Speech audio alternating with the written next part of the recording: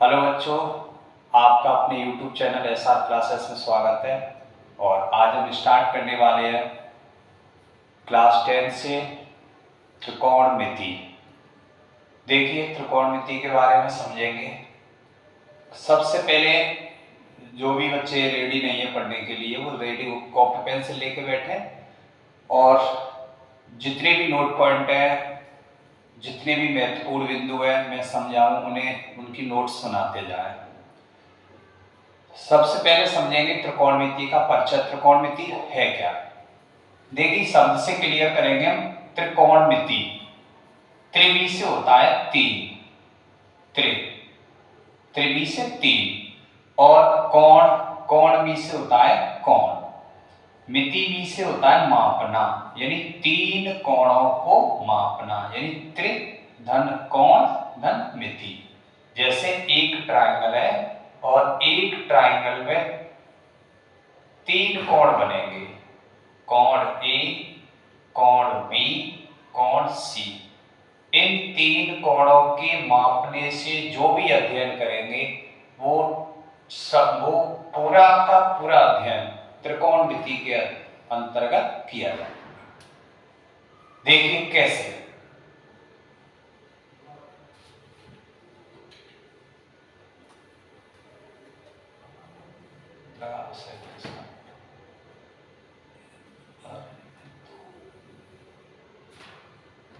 देखिए, जैसे मैंने एक ट्रायंगल लिया, एक ट्रायंगल ए सी बी, एक राइट एंगल ट्रायंगल है। और इस ट्रायंगल में देखते हैं कि इसका एंगल सी 90 डिग्री का है, एंगल सी 90 डिग्री का। अब जो बाकी के दो एंगल हैं, एंगल ए और एंगल बी, दोनों ही न्यून कोण होंगे। जैसे एक कोण, एक त्रिभुज, उसके तीनों एंगल का योग 180 अंश है। अब 180 में से एक एंगल 90 डिग्री का हुआ, बाकी के दो एंगल होंगे दोनों ही न्यून कोण होंगे। तो यदि इन दोनों कोणों में से किसी एक कोण की बात करें, जैसे एंगल ए लिया जिसका नाम मैंने थीटा रखा। अब इस एंगल थीटा के लिए इसकी जो सम्मुख भुजा होगी, इस सम्मुख भुजा को लंब के नाम से जानेंगे। किस नाम से पहचानेंगे? लंब के नाम से। और इस एंगल थीटा की जो संलग्न भुजा होगी, इस संलग्न भुजा को आधार बोलेंगे, बेस। और जो 90 डिग्री का एंगल है, इसके सामने की भुजा होगी, इस भुजा को कर्ण बोलेंगे। तो यहाँ पे तीन भुजाएं हैं और तीनों भुजाओं के नाम अलग अलग हैं। AC भुजा को हम आधार बोलेंगे और BC भुजा को हम लंब बोलेंगे और AB भुजा को हम कर्ण बोलेंगे। अब देखिए, इस ट्रायंगल की बात करें, ये भी राइट एंगल ट्रायंगल है। इसका नाम रखा मैंने ABC, ठीक है।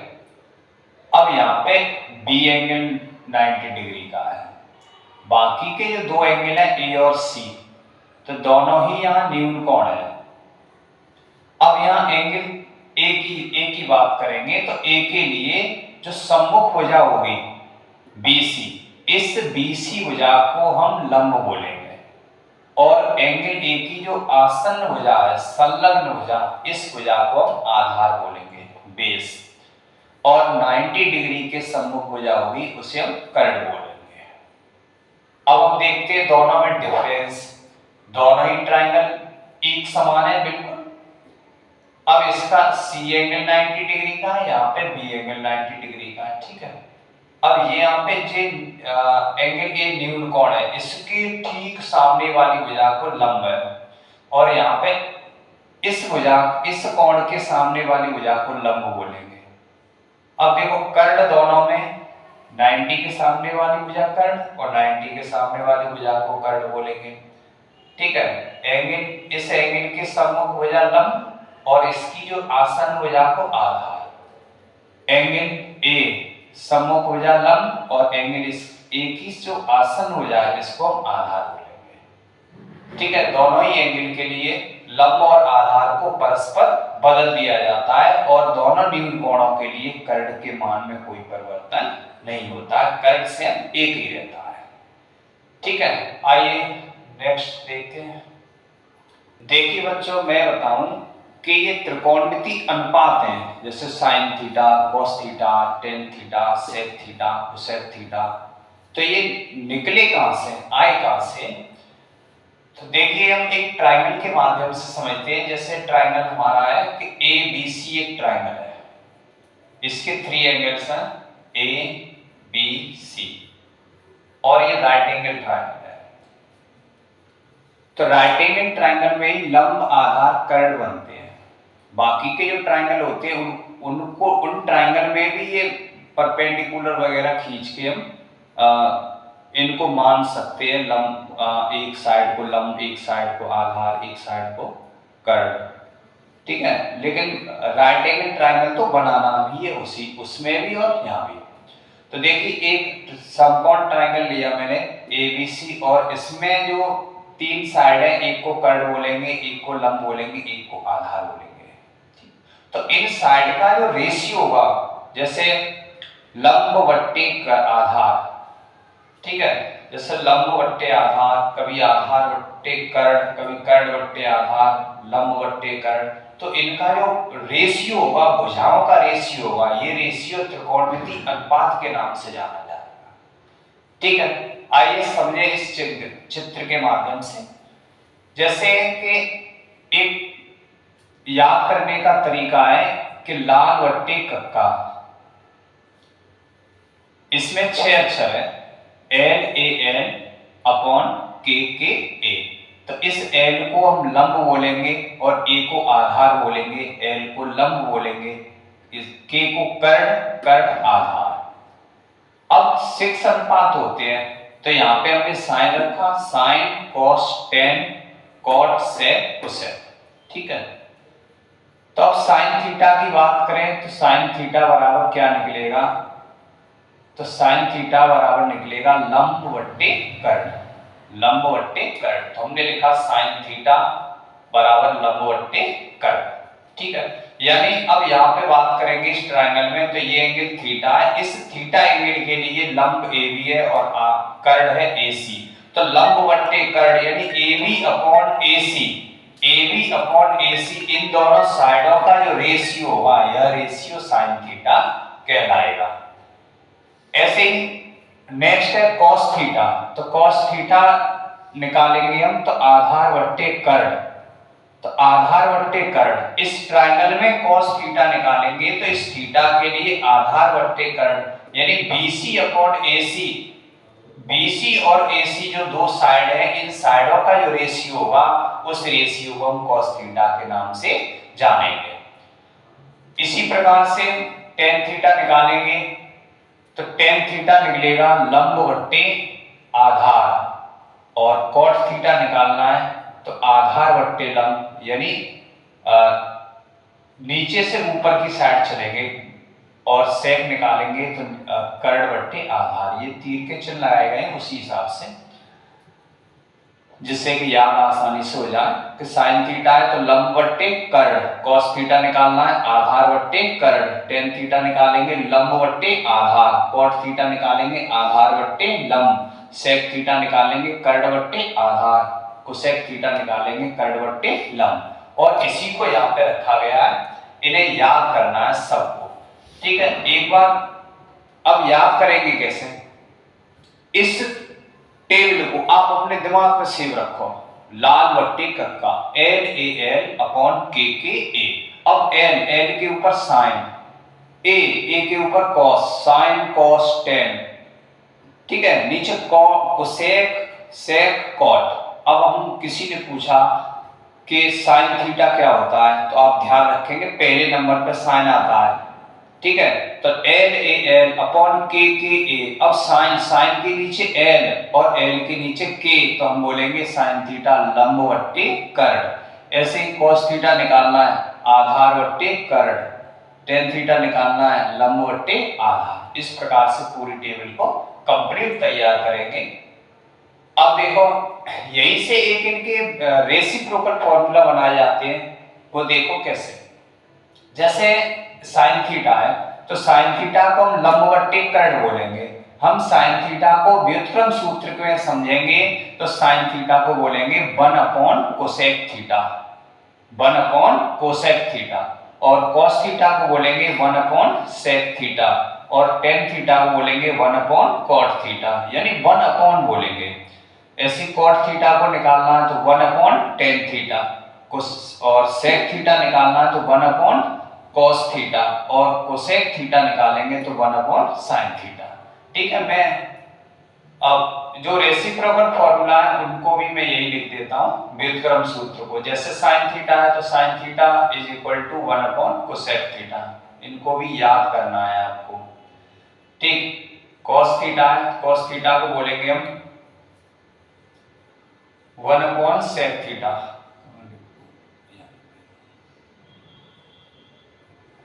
1 अपॉन सेक थीटा। अब कोसेक थीटा निकालना है, cosec theta 1 upon sine theta, 1 upon sine theta. Cot theta निकालेंगे, कॉट थीटा तो 1 upon tan theta, cot theta को बोलेंगे हम 1 अपॉन कॉट थीटा। और यहाँ पे हम टेन थीटा को बोलेंगे 1 अपॉन कॉट थीटा, यहाँ पे टेन थीटा आएगा। और सेक थीटा को बोलेंगे 1 अपॉन कॉस थीटा। इनको बोलेंगे रेसिप्रोकल फॉर्मूला। जैसे पूछा जाए कि साइन थीटा का व्युत्क्रम सूत्र क्या है तो आप बोलेंगे कि 1 upon cosec theta. Cos theta का व्युत्क्रम बताइए तो आप बोलेंगे 1 upon sec theta. Sec theta का व्युत्क्रम सूत्र 1 अपॉन कॉस थीटा। इस प्रकार से व्युत्क्रम सूत्र याद कर सकते हो आप।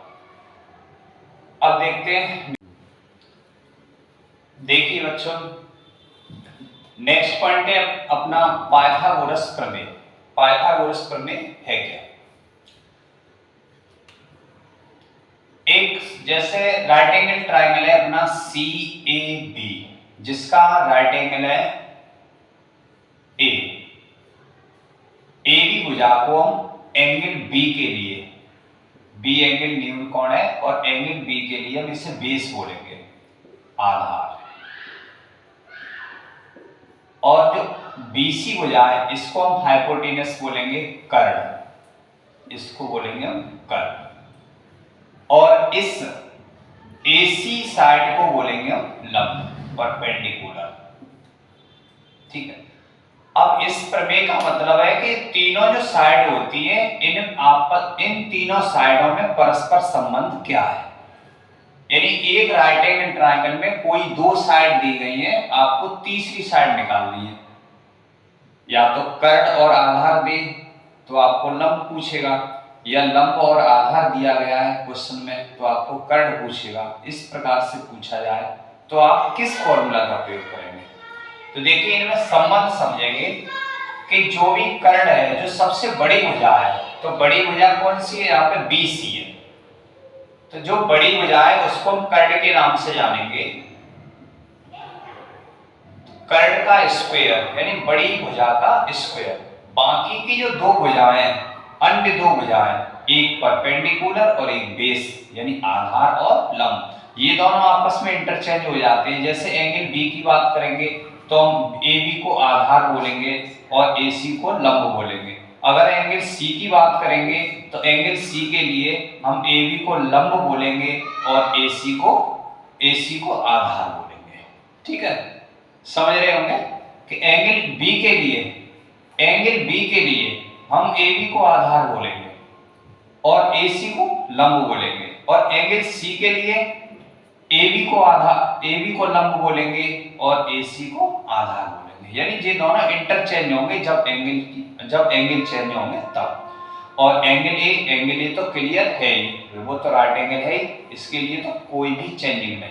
ठीक है, अब सुनो, बड़ी भुजा का स्क्वायर, बाकी की दो भुजाएं जिनमें एक भुजा परपेंडिकुलर है, एक भुजा बेस है, चाहे परपेंडिकुलर इसे मानो चाहे परपेंडिकुलर इसे मानो। ठीक है, तो आधार स्क्वायर प्लस लंब स्क्वायर। यानी ये संबंध निकल के आता है कि कर्ड स्क्वायर बराबर आधार स्क्वायर प्लस लंब स्क्वायर। कर्ड स्क्वायर बराबर आधार स्क्वायर प्लस लंब स्क्वायर।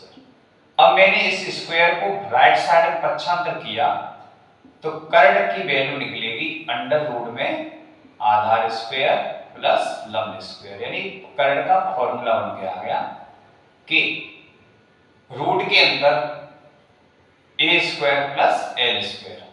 यदि हम यहां से आधार निकालें तो आधार की वैल्यू निकलेगी रूट के अंदर कर्ड स्क्वायर माइनस लंब स्क्वायर। ठीक है, और यहां से हम लंब निकालेंगे तो रूट में कर्ड स्क्वायर माइनस आधार स्क्वायर। इस प्रकार से तीनों फॉर्मूला ही यहां से निकाल। यानी संबंध हमें याद रहना चाहिए कि बड़ी भुजा का स्क्वायर बाकी की अन्य दो भुजाओं के स्क्वायर के बराबर होता है पाइथागोरस के अनुसार। ठीक है, पाइथागोरस एक गणितज्ञ, इन्होंने इस संबंध को बताया है और उन्हीं के नाम पर इस संबंध को जाना जाता है। देखिए बच्चों, क्वेश्चन देखने से पहले हम इस टेबल को देखते हैं जिससे क्वेश्चन और आसानी से सॉल्व होंगे। कि जैसे एक ट्रायंगल है और उस ट्रायंगल में आधार या लंब की ये वैल्यू दी गई है, लंब या आधार की ये वैल्यू है, तो कर्ड कितना होगा। ठीक है, तो जैसे एक राइट एंगल ट्रायंगल होता है, उस ट्रायंगल में तीन साइड होती है, एक परपेंडिकुलर और एक बेस और एक हाइपोटेनस। उन तीनों साइडों में से कोई सी दो साइड दी गई है तो आपको तीसरी साइड पूछी जाए तो आपको ये टेबल बहुत मदद करेगी। जैसे एक ट्रायंगल है, उसमें बेस दिया है 3 और उसका परपेंडिकुलर है 4, तो आपको बिना फॉर्मूला लगाए यदि ये याद है कुछ वैल्यू तो आप तुरंत बता सकते हैं कर्ड की वैल्यू 5 होगी। तो हमें ये याद होनी चाहिए 3 4 5, ये पाइथागोरियन ट्रिपलेट है। ठीक है, 1 1 अंडर रूट 2, यानी एक ट्रायंगल है, उस ट्रायंगल का कर्ड अंडर रूट 2 है और लंब है 1, तो उसका जो आधार होगा आधार भी 1 होगा। ठीक है, एक राइट एंगल ट्रायंगल है, उसका आधार या लंब 5 है। ठीक है, दूसरी साइड 12 है तो उसका कर्ड 13 होगा। ध्यान रहे कि परपेंडिकुलर और बेस है, उनकी कंडीशन इन्हीं में से होनी चाहिए तब कर्ड ये होगा। अगर कर्ड ये है और आधार इनमें से दिया गया तब लंब ये होगा। मतलब ऐसा नहीं होना चाहिए कि जैसे यहाँ पे एक राइट एंगल ट्रायंगल बना कोई सा, जैसे मैं यही समझा देता हूं। जैसे एक राइट एंगल ट्रायंगल और इस ट्रायंगल का पर हाइपोटेनस 12 दे दिया और इसका बेस दे दिया 5। तो अब आप सोचें कि इसका जो परपेंडिकुलर होगा वो 13 हो जाए, ऐसा नहीं होगा क्योंकि यहाँ पे जो हाइपोटेनस है, जो कर्ड है, वो 13 होना है। अगर यहाँ पे ये 13 है तो आप बता सकते हैं टेबल के माध्यम से ये 12 होगा। अगर यहाँ पे 12 रख दिया तो ये टेबल के वैल्यू मान नहीं होगी, फिर तो आपको निकालनी ही पड़ेगी फॉर्मूला से। ठीक है, तो देखिए 9 40 41 8 15 17 7 24 25 और 1 अंडर रूट 3 और 2। ठीक है, एक क्वेश्चन देखते हैं, उसके माध्यम से आगे सवाल सॉल्व करेंगे। देखिए बच्चों, एक क्वेश्चन है, अब इसके माध्यम से हम सॉल्व करेंगे जो भी हमने अनुपात लिखवाए थे कि यदि sin A बराबर 3/4 है तो अन्य सभी त्रिकोणमितीय अनुपात परिकलित कीजिए। मतलब हमारे पास सिर्फ एक ही अनुपात की वैल्यू दी गई है sin A की। अब बाकी के जो 5 अनुपात हैं, 5 अनुपात हैं, जैसे cos A, tan A, sec A, cot A, cosec A, इन सभी पांचों अनुपातों की वैल्यू ज्ञात करेंगे। तो देखिए कैसे सॉल्व करेंगे। अब हमारे पास दिया गया है sin A बराबर 3/4। अब हम क्या जानते हैं कि sin थीटा बराबर लंब बट्टे कर्ड होता है, लाल बट्टी करता है।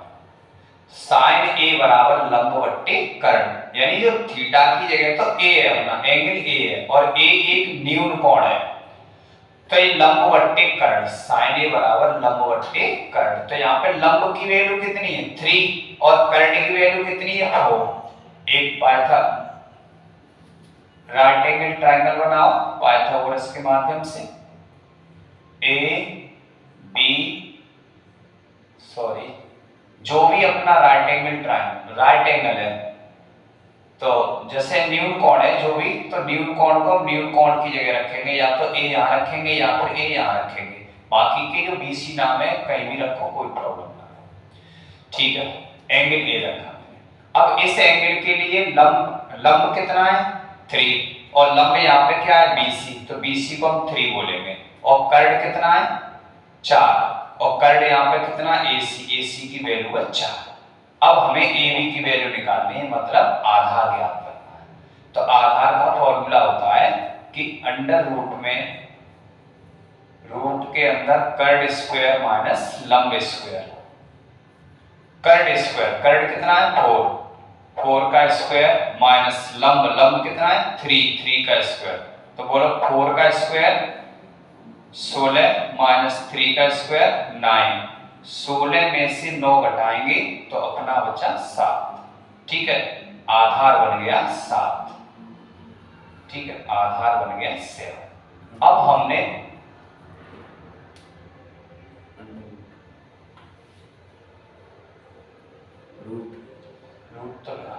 आधार बन गया √7 है, तो √7 रखेंगे। ठीक है, अब देखो इस त्रिभुज के तीनों साइड हमें पता है, कर्ण पता है 4 और लंब पता है 3 और आधार पता है √7। ठीक है, अब हमें बाकी के अन्य अनुपात ज्ञात करने, तो साइन तो अपने पास है, अब हमें दूसरा अनुपात लिखा हमने cos A। तो cos A क्या होता है आधार बट्टे कर्ण, या हम लिखें AB अपॉन AC, ऐसे भी लिख सकते हैं। तो अब बोलो आधार कितना है यहाँ पे √7, तो √7 अपॉन कर्ण कितना है 4, तो cos A की वैल्यू निकली √7 अपॉन 4।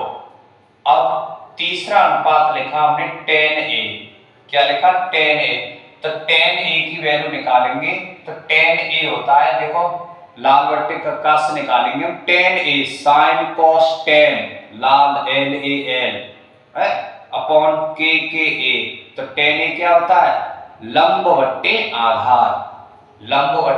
आधार।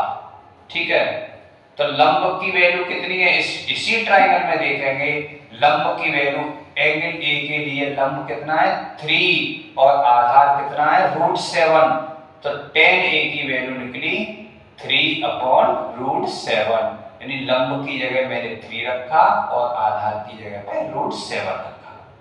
अब देखो cos निकाला tan निकाला, अब हम निकालेंगे cot A निकालेंगे, तो cot A होता है आधार बट्टे लंब। ठीक, आधार बट्टे लंब। अब देखो इस एंगल A के लिए आधार कितना है √7 और लंब कितना है 3, तो हम बोलेंगे √7 अपॉन 3। अब हमने निकाला नेक्स्ट अनुपात सेके, तो सेके निकालेंगे कर्ण बट्टे आधार। तो देखिए सेक ए, इस एंगल के लिए कर्ण कितना है अपना AC, तो कर्ण की वैल्यू AC और AC की वैल्यू 4, आधार कितना है √7।